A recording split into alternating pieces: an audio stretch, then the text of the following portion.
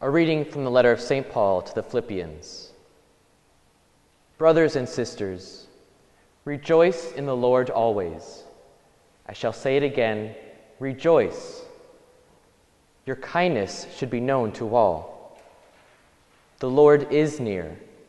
Have no anxiety at all, but in everything, by prayer and petition, with thanksgiving, make your requests known to God.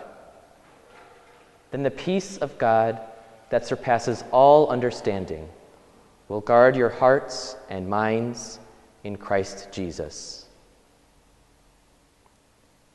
The word of the Lord. Thanks be to God. There was a young man, very devout, who felt called to serve the people of God. He felt called to the priesthood. So he entered seminary. But once he got there, he started to become disillusioned. The more he served the flock, the people of God, the more he saw the conditions that they lived in. He started to doubt what sort of good he could do. What can one man do for these people? What difference can one individual make? There were so many problems in this world, and even the people themselves sometimes seemed more like animals. They didn't treat each other with respect, and even didn't respect themselves as a human person. So he started to even doubt the goodness of the human person. He started to lose his vocation.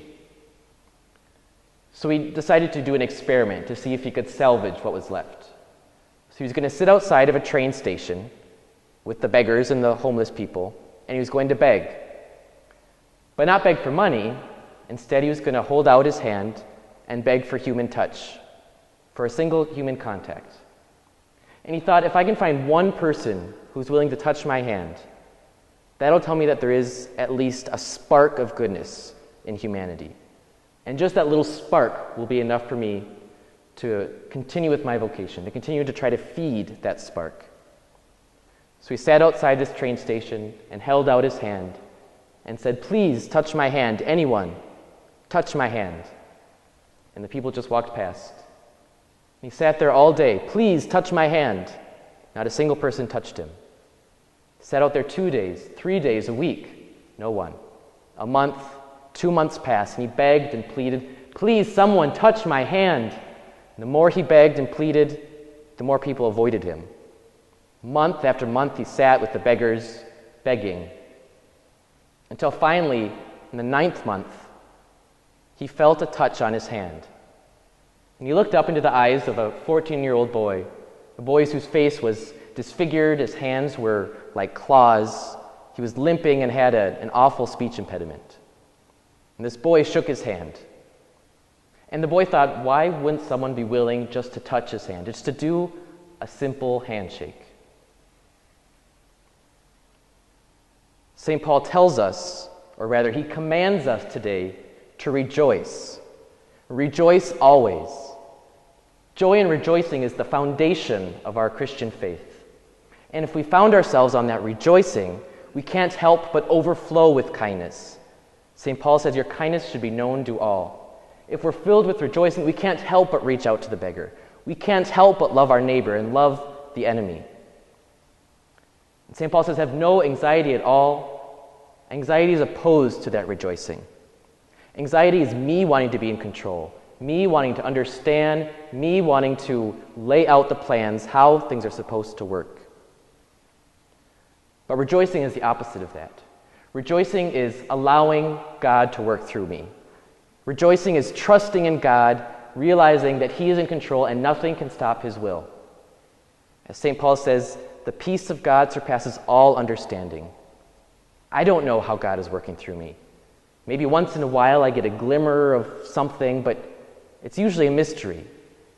But to rejoice is to trust that that peace of God is working through you, whether you know it or not, whether you feel it or not.